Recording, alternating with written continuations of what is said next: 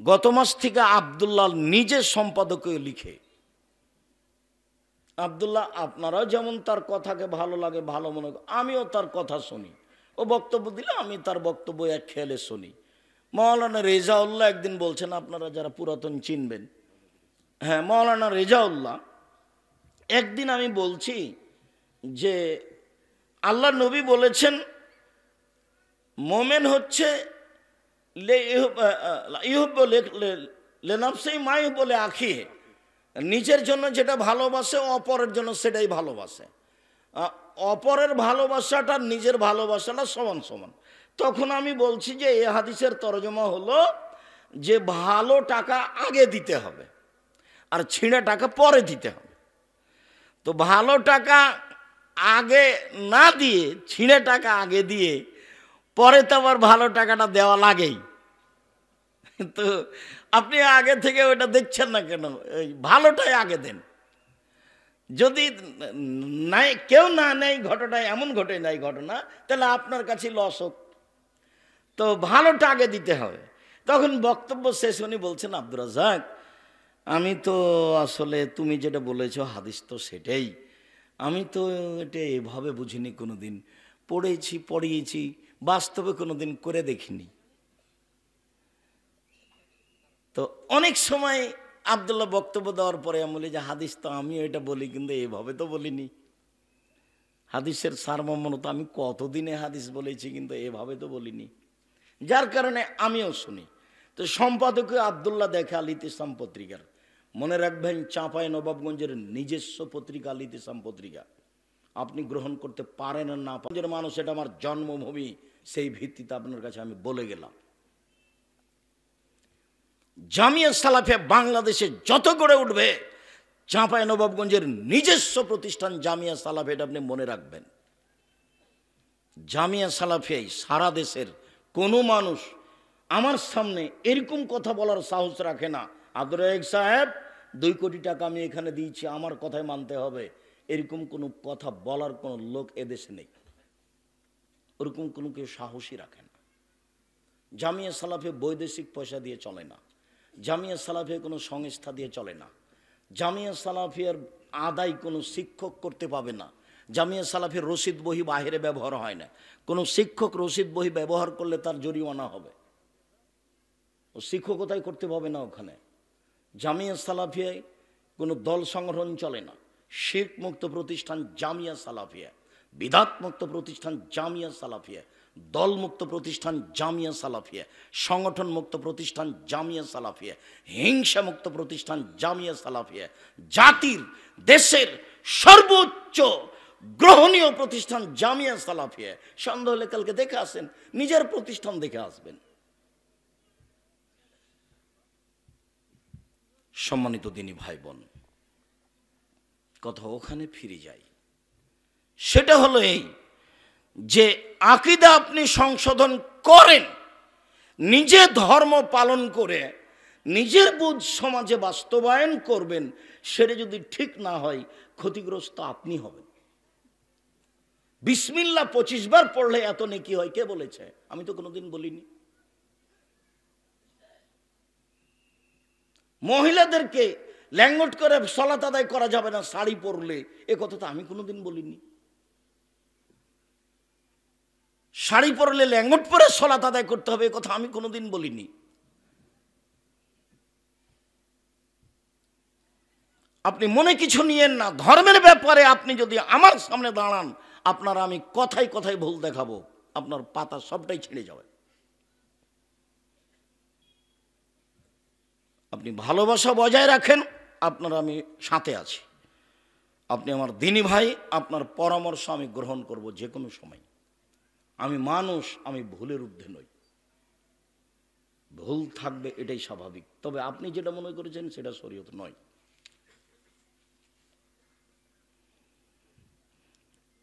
কথাই চলে যাই। আজকের বক্তব্য হচ্ছে সদাচরণ। সদাচরণের নেকি যত ভারী, নেকির পাল্লায় আর কোনো নেকি নাই যেটা এত ভারী নেকির পাল্লায়। সবচেয়ে ভারী নেকি হলো সদাচরণ ইবাদতের নেকি, সদাচরণ হলো ইবাদত। যেমন দান ইবাদত, ভারত বাংলাদেশ পাকিস্তানের লোক আলেম ওলামারা জাতিকে বুঝাতে পারেনি যে দান ইবাদত। তখনই তারা দানের কথা বললেই একটু চমকে ওঠে, আরে ওর স্বার্থে এটা দান চাচ্ছে, সে কি যে করে, টাকা মায়েরা খায় না কি, মানে একটা এরকম একটা হয়। আমরা বুঝাতে পারিনি যে দান একটা ইবাদত, সবচেয়ে শক্তিশালী ক্ষমতাধর পাওয়ারফুল ইবাদত হলো দান। আপনি হজ করেন, হজ করে জান্নাত পাওয়া যেতে পারে, জান্নাত পেতে পারেন, জান্নাত কিনা যায় না। আপনি সিয়াম পালন করেন রমজান মাসে, সিয়াম পালন করে জান্নাত পাওয়া যেতে পারে, জান্নাত পাওয়া যায়, জান্নাত কিনা যায় না। আপনি সালাত আদায় করেন, পৃথিবীর ব্যতিক্রম ইবাদত সালাত, একেবারেই ব্যতিক্রম, মানে কোনো কথাই বুঝে না। অজু করে সালাত আদায় করতে হয় তো বলছে পানি নেই, তো তায়াম্মুম করে পড়ো, বলে মাটি নেই, বলে এমনিতেই পড়ো। কেবলা দিকে মুখ করে পড়তে, বলে কেবলা চেনা যায় না, এমনিতেই পড়ো কেবলা ছাড়াই। যে দাঁড়িয়ে পড়তে হয়, তো দাঁড়িয়ে থাকতে পারিনি, তো বসে পড়ো, বলে বসে থাকতে পারি না, তো শুয়ে পড়ো। পরিষ্কার কাপড়ে সালাত আদায় করতে, বলে পরিষ্কার কাপড় নাই, পায়খানা লেগে আছে, হায় যে রক্ত লেগেছে, বলে সেটা পরি পড়ো। বলে সেটাও নাই, উলঙ্গ হয়ে আছে, তো বলে এমনি পড়ো, উলঙ্গ হয়েই পড়ো। অবাক ইবাদত। হজ এরকম নয়, এবছর যাবেন, সামনে বছর যান, আচ্ছা ঠিক আছে যান, এ দেখানো হলো হজ কেমন। জাকাত 20 দিন আগে দিয়ে দেন, 20 দিন পরই দেন, সমস্যা নেই। সিয়াম রোজা, রমজান মাস আমি অসুস্থ, আর পরে করেন, এখন লাগবে না, পরে করেন, মানে আপনার সুবিধার সাথে আছে। কিন্তু সালাত এমন একটা ইবাদত, একবারে ভিন্ন ধরনের ইবাদত, কোনো কথাই মানে না, কোনো সমস্যাই মানে না, কোনো প্রকার অসুবিধা মানে না, অসুবিধা কিছুই বুঝে না। সালাত এমন একটা ইবাদত, পড়তেই হবে, যতক্ষণ পর্যন্ত তার জ্ঞান বুদ্ধি হুঁশ আছে তাকে পড়তেই হবে। তো সালাতের নেকি যত ভারী, ভালো আচরণ চাল চলনের নেকি তার চেয়ে হাজারো লক্ষ গুণ বেশি ভারী। ভালো আচরণ কি জিনিস, তো ভালো আচরণ কি জিনিস এটা আগে একটু বাস্তব দেখে, তারপর হাদিস অনুবাদ করি, কোরআন অনুবাদ করি। মানুষে বলে, গরম পানি দিতে হবে, মানুষে বলে ওই ছেলেটা ভালো, খুবই ভালো, ছেলেটার চাল চলন খুব ভালো, ছেলেটার ব্যবহার ভালো। এই যে মানুষে বলছে ওই ছেলেটার ব্যবহার খুব খারাপ, আরে ওর কথা বলছো, দুনিয়ার শয়তান, মুখ খারাপ, দো মুখা, বাদ দেন ওর কথা, ওর নামটা আমার নিতে মনই চায় না। এ দেখেন, তাহলে মানুষও বুঝে যে মানুষের চালচরণ ভালো মন্দ, এটা মানুষ বুঝে। 1 মিনিট, আব্বাস বাজারে একটা অটো দাঁড়িয়ে আছে, আপনি বসে আছেন, তো আমি গিয়ে উঠেছি, আমার হাতে একটা ব্যাগ ছিল, তো যেমন উঠেছি আমি বসিনি, ছেলেটা টান দিয়েছে, তো আমি আপনার মুখের উপরে গিয়ে পড়ে গেছি। তো এখন আপনি বলছেন বসেন বসেন, কোনো সমস্যা নেই, বসেন বসেন, কোনো সমস্যা নেই, বসেন। এটা হলো একটা। আমি আপনার মুখের উপরে পড়ে গেছি, তখন আপনি বলছেন চোখ নাই, হুঁশ নাই, কথা গাড়িতে উঠে নেয় বেখিয়ালের মতো, চোখ নাই, কপালে চোখ নাই, দেখে বুঝতে পারেন না। তা আগেরটাও আচরণ, এটাও আচরণ, আপনি বলেন কোনটা ভালো? তো আগেরটার নেকি যত ভারী, ঠান্ডা পানি দিতে হবে, আগেরটার নেকি যত ভারী ওটাতে নেকি হয়, এটাই কথা আজকের আলোচনা এটাই। আগের আচরণের নেকি যত ভারী, ইবাদতের জগতে এমন কোনো নেকি নাই যেটা তত ভারী, সবচেয়ে বেশি ভারী, নামাজের চেয়ে বেশি ভারী, হজের চেয়ে বেশি ভারী, দানের চেয়ে বেশি ভারী, সিয়াম রোজার চেয়ে বেশি ভারী, কোরআন তালার চেয়ে বেশি ভারী। আর যখন শব্দ উল্লেখ করব তখন আপনি দেখবেন যে অবাক শব্দ ব্যবহার করেছেন আল্লাহর নবী। আগে একটা হাদিস বলি, তারপর ধারাবাহিক আয়াতে যাব, তারপর আবার হাদিসে ফিরে আসবো। দিয়েছি কি? তো আবু দারদা রাদিয়াল্লাহু তাআলা আনহু বলেন, রাসূল সাল্লাল্লাহু আলাইহি সাল্লাম বলেছেন, ইন্না আফকালা শাইইন ইদাউ ফি মিজানিল মুমিন ইয়াউমাল কিয়ামা খুলুকুন হাসান। বিচারের মাঠে মোমেন পুরুষ নারীর নেকির পাল্লায় সবচেয়ে যেটা ভারী নেকি রাখা হবে সেটা হলো ভালো আচরণ, সবচেয়ে ভারী। ওখানে একটা শব্দ ব্যবহার করা আছে ইসিম তাবজিল। তো ইসিম তাবজিল তো আর আপনাকে আমি বুঝাতে পারবো না, যারা কমি মাদ্রাসা বা আলিয়া মাদ্রাসায় পড়েছে তারা একটু কিছু বুঝবে। মানে সবচেয়ে ভারী, ইন্না আসকালা শাইইন, বস্তুর সবচেয়ে ভারী যেটা নেকি মোমেন পুরুষ নারীর নেকির পাল্লায় রাখা হবে সেটা হলো ভালো চাল চলনের নেকি। এইখানে একটা কথা বলে রাখি, জীবনে আজ থেকে মিডিয়ায় যারা আছেন, মিডিয়ার কথা যারা সময়ের গতিতে অবগত হবেন, দেশ বিদেশের সকল দিনী ভাই বোনকে অনুরোধ জানাচ্ছি, ক্ষমতা দেখিয়ে, দাপট দেখিয়ে, দলীয় দাপট দেখিয়ে 5 মিনিট বেঁচে থাকার চেষ্টা করিয়েন না। ফেরাউন ডুবে গেছে, আর আপনাদের নেত্রীর বয়স ছিল মাত্র 45 মিনিট। কাজেই ক্ষমতা দেখিয়ে কিছু করতে চাইেন না, ক্ষমতা বিলীন হয়ে যাবে। অযথা ভুল, কাকে দাপট দেখালেন, কাকে ধমক দিলেন, কাকে জেলে দিলেন, কাকে হাজতে দিলেন, তারপর সময় শেষ। ফেরাউন যদি 1500 বছর বেঁচে থাকার পরেও সময় শেষ হয়, তাহলে আপনার তো বয়স 60, 62, 65, 77, এই তো। এ নিয়ে খামাখা এত কিছু কেন?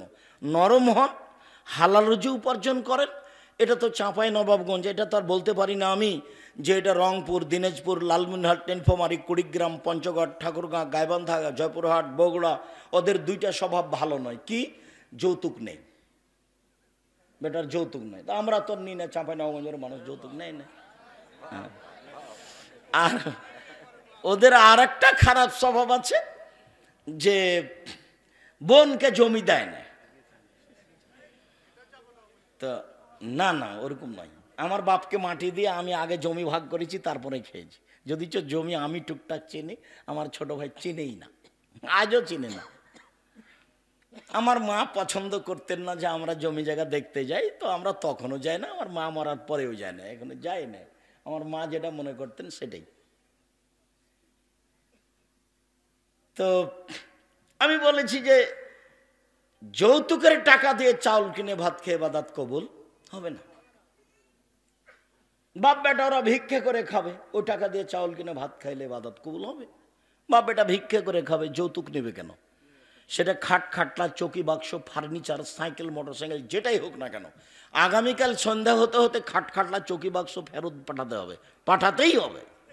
তুমি কা পুরুষের সন্তান, কা পুরুষ, তুমি ঘৃণিত পুরুষ, তুমি অপর জিনিস নেও কেন? দিন মজুরি করে খাও, দিন মজুরি করে খাও। যদি দিন মজুরি করে খেতে না পারো, মানুষের বাড়িতে কাজ করে যদি পাট দিয়ে খেতে না পারো, ভিক্ষা করে খাও। আমি ভিক্ষা করতে বলিনি, এটা অপছন্দ কাজ, জায়েজ। ভিক্ষা করা জায়েজ, অপছন্দ।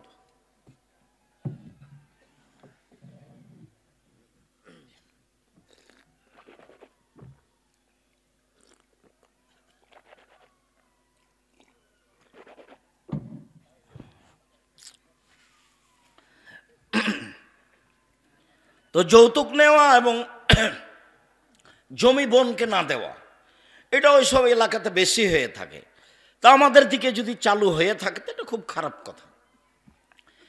আর বিবাহ শাদীতে বরহন্তা ক্ষীরকাঁচিতে ছেলের বাড়ি থেকে, মেয়ের বাড়ি থেকে যা এসেছে ছেলের বাড়ি তার ডবল যাবে, এগুলো সব নোংরা নীতি, এগুলো সব ঘৃণিত নীতি, ঘৃণিত কারবার। বিবাহ শাদী চাঁপাইনবাবগঞ্জের বিবাহের শুরু থেকে নিয়ে একটা কাজও জায়েজ নয়। আমি যতদিন দেশে চলাচল করেছি তাতে আমার জানা অনুপাতে শুরু শেষ থেকে একটা কাজও জায়েজ নয়, সব হারাম। তো নতুনভাবে চালু করেন, চেষ্টা করেন। আমি পরামর্শ দিচ্ছি, আমি আপনার বৈঠকে উপস্থিত হওয়ার চেষ্টা করব মানুষ হিসাবে, চাঁপাইনবাবগঞ্জ জন্মভূমি হিসাবে। আমি আশা করছি তখন আমি সঠিকটাই করব, এবং আমি আশা করছি যে আপনি আমার মুখের উপরে কথা বললে হয়তো হটকারিতে টিকবেন, শরীয়তে টিকতে পারবেন না। সম্মানিত দিনী ভাই বোন, সবচেয়ে ভারী নেকি, এবার আয়াতে চলে যায়, দু একটা আয়াত পেশ করি। আল্লাহ তাআলা বলেন, ইদফা বিল্লাতি হি আহসান ফাইদাল্লাযী বাইনাকা ওয়া বাইনা আদাওয়া কান্নাহু আলিয়্যুন হামীম। মুহাম্মদ সাল্লাল্লাহু আলাইহি সাল্লাম, আপনি যখন কথা প্রসঙ্গে কথার উত্তর দিবেন, তখন ও যা বলেছে আপনি তার চেয়ে সুন্দর বলবেন। আপনি যখন শত্রু বা অন্য কারোর সাথে, যাদের সাথে আপনার লেনদেন ভালো সম্পর্ক নেই, তাদের সাথে যখন আপনি কথা বলবেন, তখন ও যা বলেছে, যেভাবে বলছে, আপনার বলার ঢং, আপনার কথার ঢং, আপনার চাল চলন, আপনার গতি ওর চেয়ে সুন্দর হতে হবে। তাহলে আপনার মাঝে আর তার মাঝে যে একটা শত্রুতা রয়েছে, এটা অন্তরঙ্গ বন্ধুতে পরিণত হবে। যদি আলেম ওলামারা কম পারছে বলে আমার বিবেচনা, আমি যেটুকু বুঝি, যেটুকু দেখতে পাই, তার মানে আমি অনেক জায়গাতে বলেছি যে আপনি আমাকে ডাকেন, মুচি দিয়ে ডাকিয়েন, আমি চলে যাব। আর আপনাকে আমি নিজে ডাকছি, আসেন জামিয়া সালাফিয়া, আপনি তো পারবেন না, আপনার বাপও পারবে না। আমি চাঁপাইনবাবগঞ্জের ভাষা ব্যবহার করেছি। একটা লোককে আমি দুয়ার বইটা দেখতে দিয়েছিলাম, 1 বছর পরে উনি বইটা হাতে দেননি। তখন আমি বললাম যে মাওলানা সাহেব, আমি দুয়ার বই চাঁপাইনবাবগঞ্জের ভাষাতে লিখব। আমি তো আর স্কুলে পড়িনি, পড়াশোনা তো জানি না, এমনি ছেঁচড়া মেছড়া আপনার সাথে চলি মাত্র থাকি। তাহলে ঠিক আছে, বই চাঁপাইনবাবগঞ্জের ভাষাতে লিখব। যার কারণে যা বই বের হয় সব চাঁপাইনবাবগঞ্জের ভাষাতে লেখা আছে, উলট পালট মানুষ একটা বুঝলেই হলো। তো ঠিকই ওইভাবে বই বের হতে থাকলো অনেক। আপনি দেখেন, সম্মানিত দিনী ভাই বোন, আল্লাহ তাআলা বলছেন জাদিলহুম বিল্লাতি হি আহসান। মুহাম্মদ সাল্লাল্লাহু আলাইহি সাল্লাম মানুষের সাথে তর্কে বিতর্কে, বাদ বিতণ্ডে যখন আপনি কথা বলবেন, ও যা বলেছে আপনার কথা তার চেয়ে অতীব সুন্দর, উত্তম হতে হবে। ও কি বলল রে, দেখ তো কি বলেছে, ওকে একটা কর, কি করা লাগে দেখব। দলীয় ক্ষমতা,